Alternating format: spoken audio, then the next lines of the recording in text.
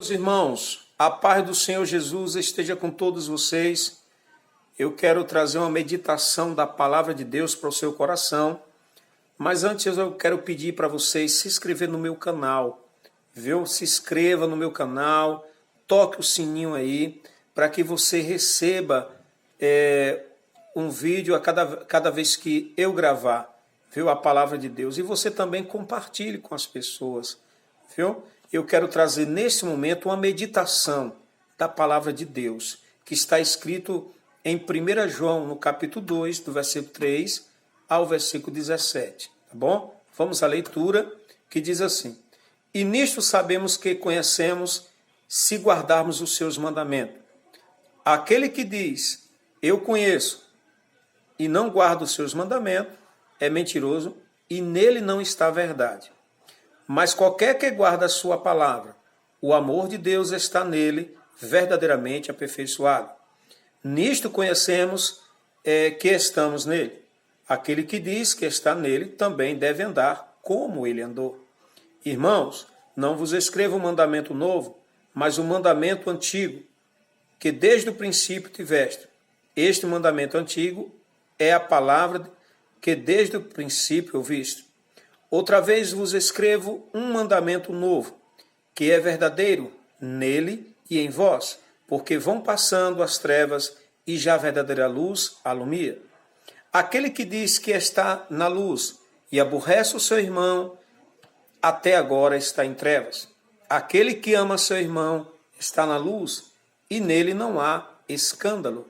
Mas aquele que aborrece o seu irmão está em trevas e anda em trevas, e não sabe para onde deve ir, porque as trevas lhe cegaram os olhos. Filhinhos, escrevo-vos porque pelo seu nome vos são perdoados os pecados. Pais, escrevo-vos porque conheceste aquele que é desde o princípio.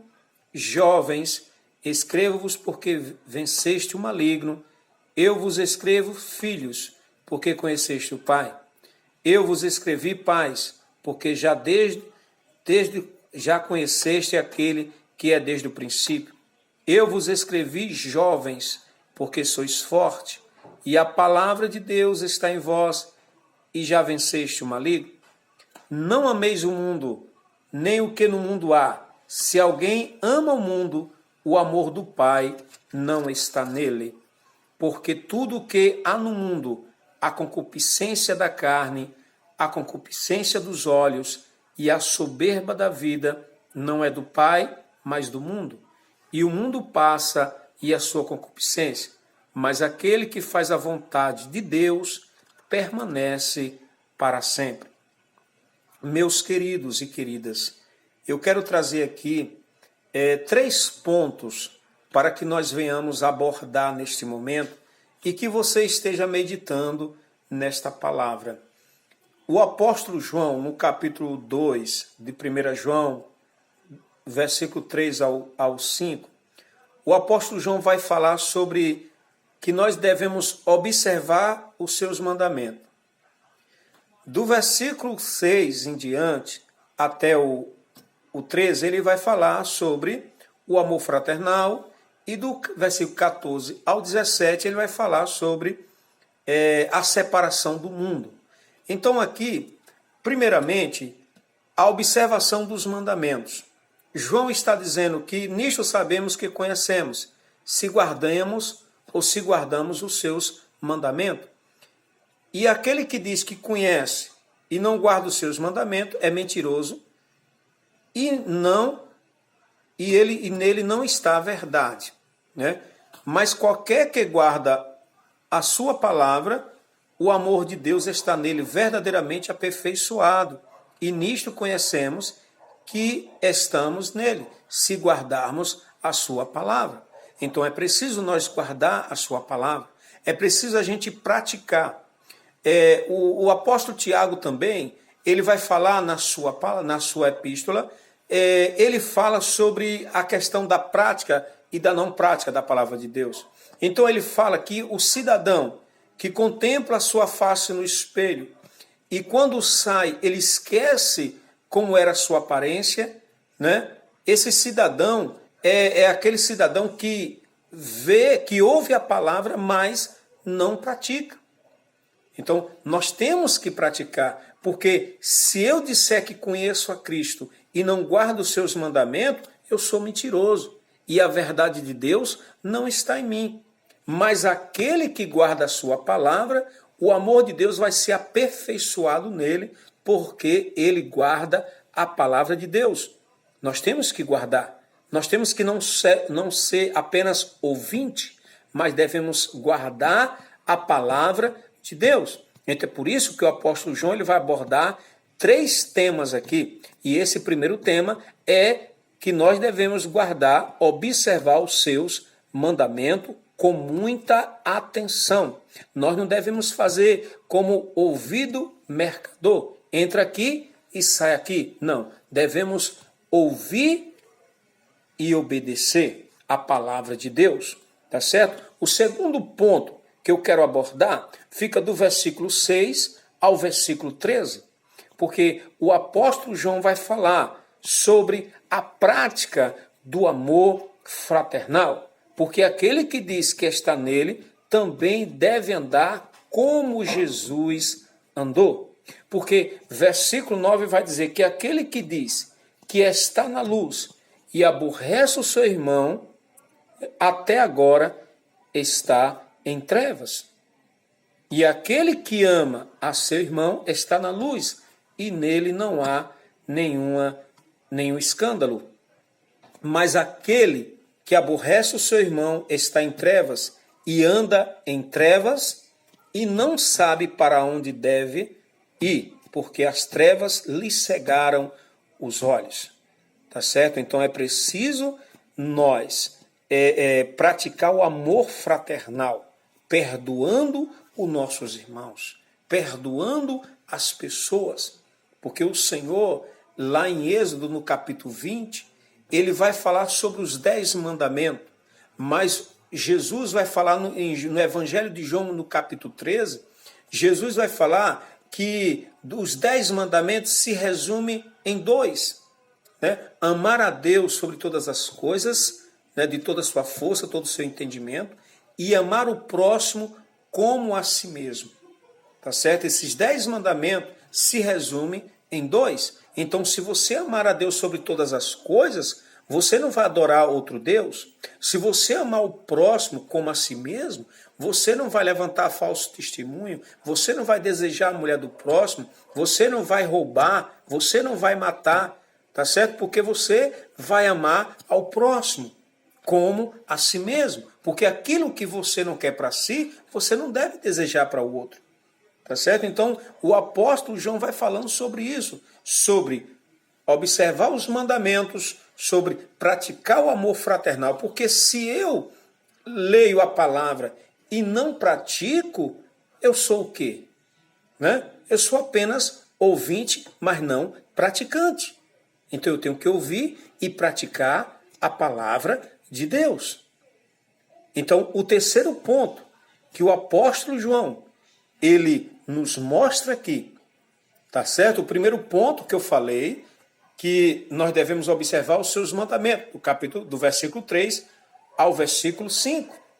E do versículo 6 ao 13, o apóstolo João vai falar sobre nós praticarmos o amor fraternal. E agora, João, do versículo 14 ao 17, João vai falar, dando um conselho para que venhamos nos separar do mundo. E esse conselho se resulta não só para os adultos, não só para os jovens, mas para todos. Tá certo? E aqui ele vai falar, no versículo 14, eu vos escrevi, pais, porque já conheceste aquele que é desde o princípio. Eu vos escrevi, jovens, porque sois fortes, né? E a palavra de Deus está em vós, e já venceste o maligno. Então, aqui o apóstolo João está falando, principalmente para os jovens, porque os jovens, ele tem uma disposição muito grande. Os jovens têm uma disposição, quando disser vai, ele vai. Quando disser eu vou fazer isso, ele faz. Porque o jovem tem essa disposição. Eu me lembro no início da minha conversão, né? Eu me lembro quando eu me converti, que tinha aquela disposição de fazer a obra de Deus, né? Tinha aquela disposição mesmo que os outros digam não, mesmo que as pessoas faziam corpo mole, a gente tinha aquela disposição de fazer, porque era na minha juventude, aquela disposição, né, de fazer a obra de Deus. É por isso que nós devemos atentar ou observar com muita clareza e com muita atenção essa palavra aqui. Porque no versículo 15 ele vai dizer, ó, não ameis o mundo, nem o que no mundo há, porque se alguém ama o mundo, o amor do Pai não está nele.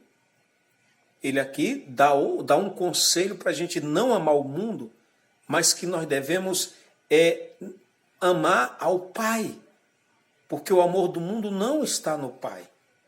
E o Pai não quer que venhamos amar o mundo. E aqui nesse ponto, né, eu quero abordar, né, algumas características aqui, mas antes eu vou ler aqui o versículo 16 e 17, que diz assim, porque tudo o que há no mundo, a concupiscência da carne, a concupiscência dos olhos e a soberba da vida, não vem do Pai, mas do mundo. E o versículo 17 vai dizer, e o mundo passa e as suas concupiscências, mas aquele que faz a vontade de Deus permanece para sempre. Tá certo? E aqui, queridos, eu quero abordar algumas características, porque algumas pessoas pensam que o mundanismo está limitado ao comportamento exterior.